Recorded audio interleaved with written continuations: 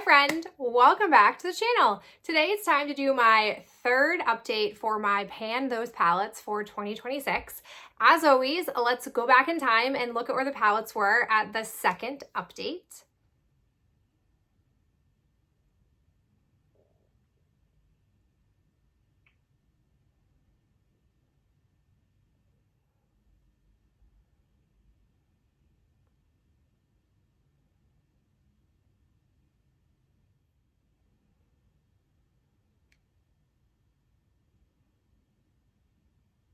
And now let's check out my palettes here at update number 3. I'm going to start with my Shadow Kiss palette from Alter Ego.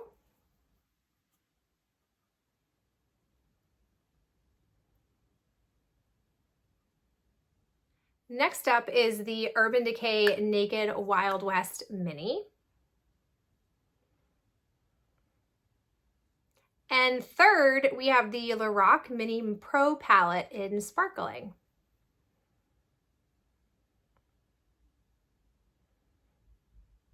Okay, based on what you've seen, probably not a lot of update to do with you, but let's just start with the Alter Ego Shadow Kiss palette. So as you can see, I have finished off Shade, and now I am down to just one shade, Zeal. And I made some headway on Zeal, but frankly, I didn't know what to do with myself when I lost Shade, because that was really the go-to combo that I was using Zeal with, and I didn't want to start to pull in an entirely different palette. So I then kind of like changed gears and moved towards another palette to focus on. You probably can tell which one. And really wasn't sure what to do with this. As a reminder, in update number 2, I talked about how by the end of the school year, I want this gone. And I still feel that way. I like this shade. And I have since sort of figured out a way forward with it. But I definitely want this done still before the school year is over, because it's a big palette that we're keeping just one shade in. And sure, I could fuss around with trying to pop this out, but I don't want to do that because I think I probably would end up breaking what's left in here, and it just would be more work than it's worth. So I really just want to be able to say goodbye to this palette. But I mean, ideally before the school year is over. I'm in school until almost the end of June, which is rough. Pray for me, but it'll be fine. But like, it's a lot for one shade to be sitting in here, but it is so nice to see these 9 shades here all collectively that are used up. Oh, that is so satisfying. So it's still been a pleasure, and I'm sure by the next update, I'm promising myself I will have this finished. There's not like a ton left in here per se. So if I just really committed to it for probably a couple of weeks, it would be gone. The discovery that I've made actually came relatively recently in the Naked Urban Decay palette. I actually have to say that Whiskey is a pretty good crease shade to use for that. Aside from me taking that out and being like, okay, is there a crease shade in here? And I thought, well, I could try both of these, but let me try this one first. Discovering that made me feel like, okay, there's a bit more of a purpose in this, but truthfully, I hadn't touched this palette since the last update until I made that discovery. That was mostly just because I wanted to really hone in on getting some usage in my Shadow Kiss palette, but then the LORAC palette kind of became my second favorite, kind of number 1 favorite. So I started to just use that naturally more than this. I still like Cowboy Rick, but I didn't want to have to pull from all the different palettes all the time. So I kind of just like neglected this one, but I know she's gonna have more of a purpose in the next round. So stay tuned. I don't think it'll be noticeable progress per se, but it is still got a purpose in here, which is why I haven't kicked this out completely. And then lastly, we come to my LORAC Mini Pro.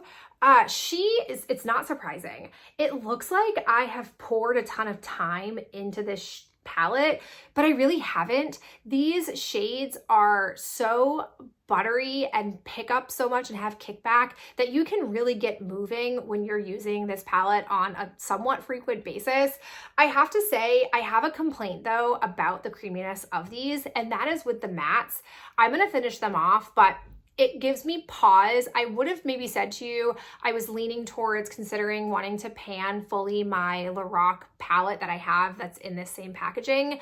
But here's my qualm. I've pinpointed this.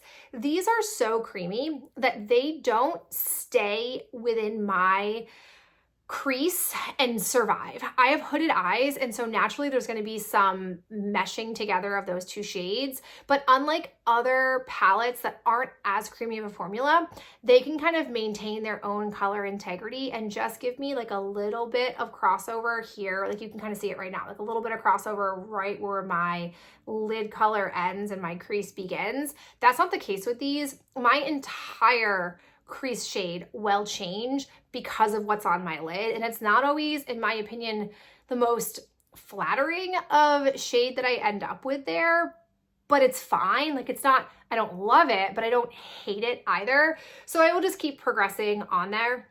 I imagine that this will definitely be done by the end of our next update. And then I wouldn't be shocked if one of these is also kicked to the curb. And then I'm kind of left with the same problem that I had before, which is that I'm gonna have a lot of gold leaning. So I'll have this, which is a gold color.